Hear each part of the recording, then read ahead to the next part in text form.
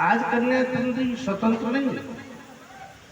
आज से ज्यादा स्वतंत्रता कन्याओं के लिए पहले थी। क्यों?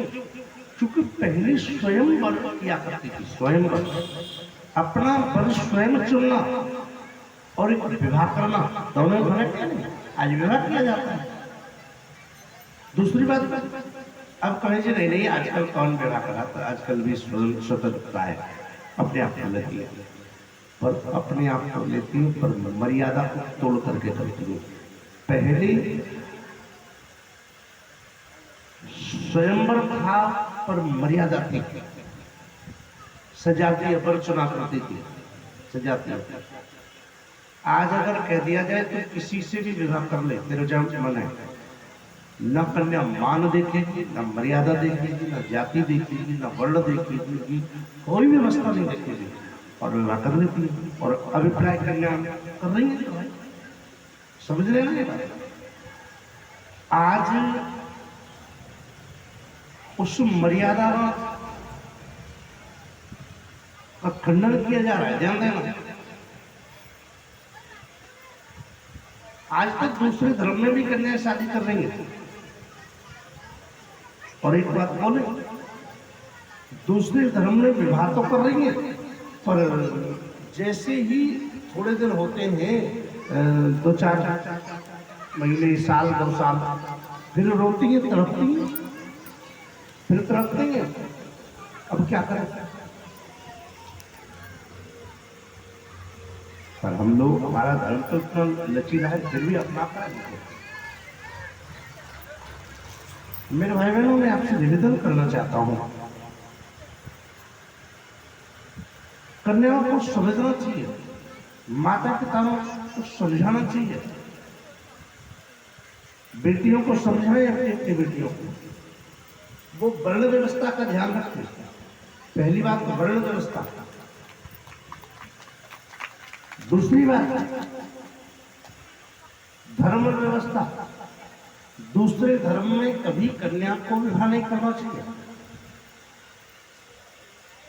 दो धर्मों का, एक धर्म की मां हो और दूसरे धर्म का पिता हो, तो वो संतान सुयोग्य पैदा नहीं होती।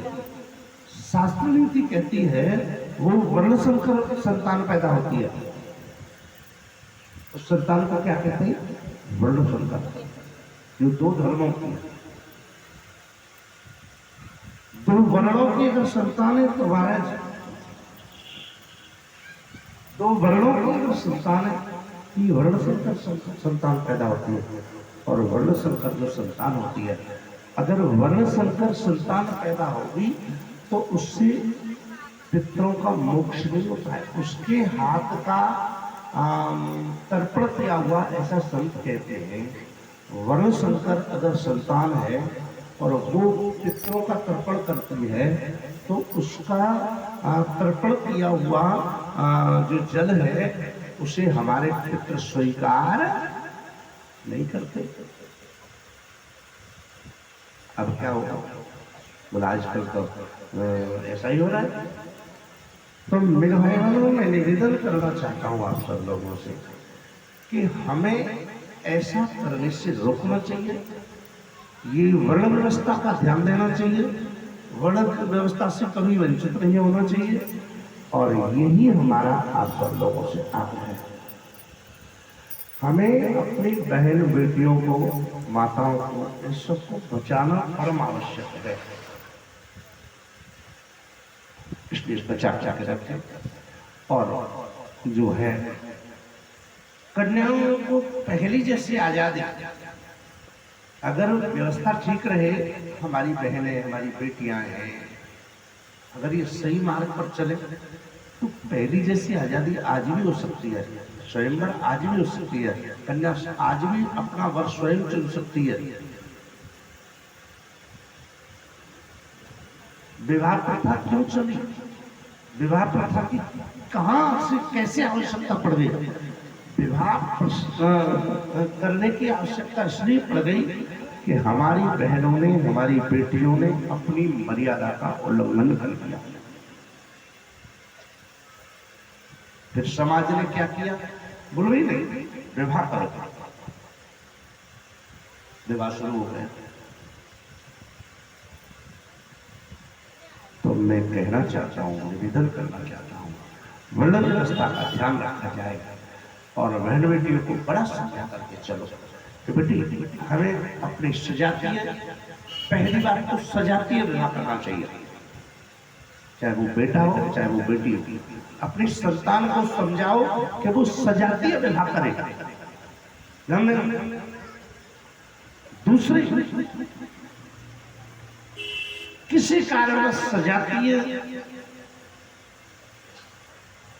सजातीयता भंग हो जाए तो वर्ण व्यवस्था में विवाह करे।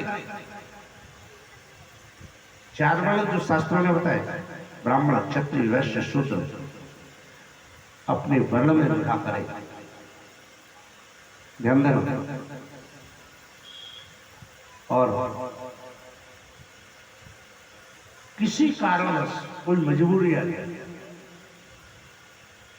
वर्ण व्यवस्था को भी त्यागना पड़ेगा, तो धर्म व्यवस्था कभी नहीं त्यागना। अपने धर्म को छोड़ करके दूसरे धर्म में कभी भी बेटियों को मत जाने देना, नहीं तो हमारे पितृ जो है, हमारे जो पूर्वज हैं, हमारे जो पितृ लोक में उनका संस्कार होता है, वो हमारा दिया हुआ पिंडदान ग्रहण नहीं करते, हमारा कराया हुआ तर्पण ग्रहण नहीं करते। इसलिए कभी धर्म व्यवस्था का और वर्ण व्यवस्था का त्याग कदापि नहीं करना है। और यही मेरा संदेश है श्रीमद् भागवत के इस व्यासपीठ के माध्यम से हम लोग ध्यान रखें सदैव जो है। और सुनो, आप लोग ही तो जो है मार्गदर्शक हो, और विशेषकर मेरी माताएं मार्गदर्शक होती हैं, क्योंकि बेटी जितने क्लोज, जितने टच माँ के रह सकती है, उतनी और किसी के नहीं रह सकती है। भाई के नहीं रह सकती है, पिता के नहीं रह सकती है, माँ के क्लोज रहती है बेटी। विशेषकर मैं माँ से आग्रह करता हूँ कि अपनी वर्ण व्यवस्था को, धर्म व्यवस्था को और जातीय व्यवस्था को मानी संभाल करके रखें।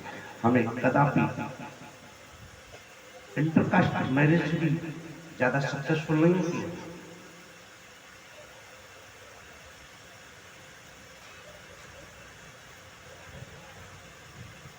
ये जो नेता लोग या फिर और बहुत सारे जो लोग हैं, कहते हैं जी ये जाति है क्या है, कई लोग कह रहे हैं जाति क्या है, क्यों नहीं है वही जाति? जाति नहीं होती तो तुम अपनी रोटी क्यों सेक रहे हो? तुम अपनी रोटियां क्यों सेक लेते? हम लोग अपनी रोटी सेकने में लगे ना। ये जो बड़े बड़े लोग हैं ना, बड़े बड़े नेता लोग हैं, अधिकारी लोग हैं, जातीय रोटी सेक रहे हैं। इलेक्शन होने लगता है सब जाति याद आने लगती है। जब इलेक्शन हो जाता है कोई जाति याद नहीं आती, फिर उपदेश देते हैं। अच्छा, जातीय व्यवस्था बिगाड़ी किसने? हम लोगों ने बिगाड़ी। एक तरफ तो हम लोग कहते हैं कि जी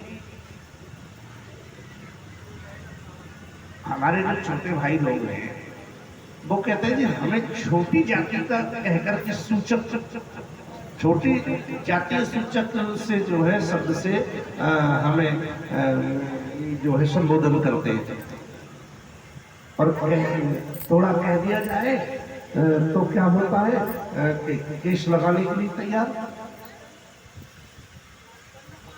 और इधर क्या होता है, बोले इधर हम जो है ना खुद चिल्ला चिल्ला कर कह रहे हैं हमें छोटा बनाओ, हमें छोटा बनाओ, हमें छोटा बनाओ, हमें शूद्र बनाओ। अब आप कहोगे कि कहाँ कह रहे हैं शूद्र बनाने के लिए?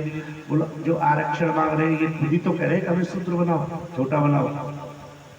कह रहे हैं नहीं कह रहे? ऐसे हम तो छोटे बनेंगे, हम तो छोटी जाति के बनेंगे। कह रहे हैं या नहीं कह रहे? जब तुम छोटा बनना नहीं चाहते हो, छोटा बनना तुमको अच्छा नहीं लगता है, तो क्यों मांग रहे हो? क्या ये भी है जो भिक्षा मांग रहे हो? अरे बराबर पढ़ो, बराबर पढ़ो और फिर बराबर लड़ो। मैं हमेशा चर्चा करता हूँ इस बात पर कथा कि अगर हमें छोटा बनने से एलर्जी, छोटा बनने से दिक्कत है, छोटा बनने से समस्या है, तो बराबर क्यों नहीं पढ़ते हैं? क्यों मांगते हैं भिख की तरह, भिक्षा की तरह आरक्षण क्यों मांगते हैं हम लोग? एक बार किसी सज्जन ने मेरे से कहा, महाराज जी एक बात बोलूं? कि हाँ बोलो। बोला हम ब्राह्मण हैं, हमको भी ये जाति का जो आरक्षण है, भाई हमको भी अपनी परसेंट, जितनी परसेंटेज हमारी है उतनी हमको भी मांगनी चाहिए। मैंने कहा पड़ोसी भिखारी बन गया है तो तू भी भिखारी बनेगा क्या? मैंने कहा पड़ोसी भिखारी बन गया है, क्या तू भी भिखारी बनना चाहिए? नहीं बनना, नहीं चाहिए। हमें धर्म चाहिए। हमें अगर मांगना है तो धर्म मांगो, कि हमारे धर्म की रक्षा हो। प्रत्येक जाति वाले को धर्म की रक्षा करने के लिए आग्रह करना चाहिए।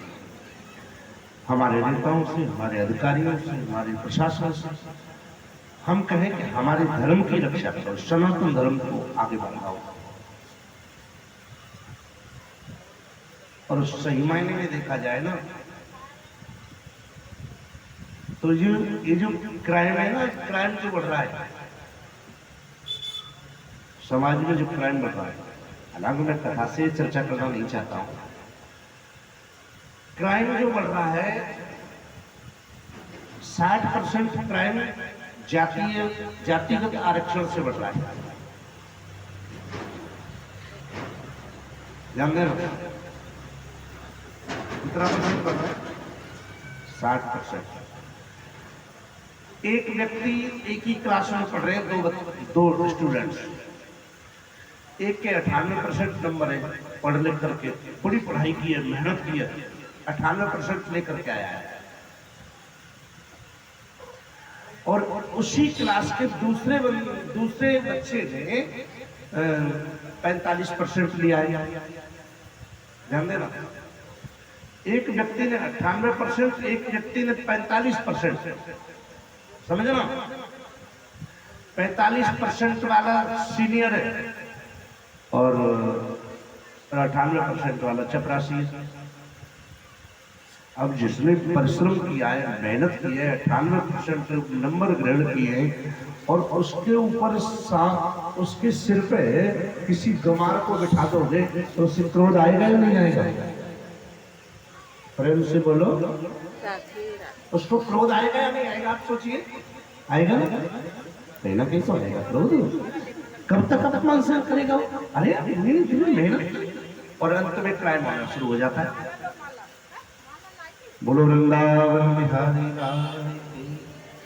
तो बंधुओं, मैं निवेदन करना चाहता हूँ, हमेशा मैं आपसे आग्रह करना चाहता हूँ कि हमें आज मांग करनी चाहिए कि ये जो कीड़ा लगा हुआ है ना, जिससे समाज बट रहा है, जिससे समाज में विघटन हो रहा है, ये विघटन दूर तब होगा कि हमारा ये कीड़ा खत्म हो, पूरे देश से, पूरी दुनिया से कीड़ा खत्म हो। और सुनो, ये कीड़ा विशेषकर जो है ना, विशेषकर केवल हमारे देश में, दूसरे देशों में नहीं, दूसरे देशों में जो पड़ेगा वो बढ़ेगा, पढ़ेगा, पढ़ो बराबर, पढ़ो बराबर, पढ़ो। तो मेरे भाई बहनों, मैं निवेदन आप सब लोगों से करना चाहता हूँ। फिर इस वक्त हम ज्यादा चर्चा राजनीति पर नहीं करना चाहते, हम थोड़ा सा शिक्षा की तरफ चले, कथा की तरफ चले। मेरे भाई बहनों, विवाह पर हम लोग ध्यान देंगे। रुक्मिणी महारानी से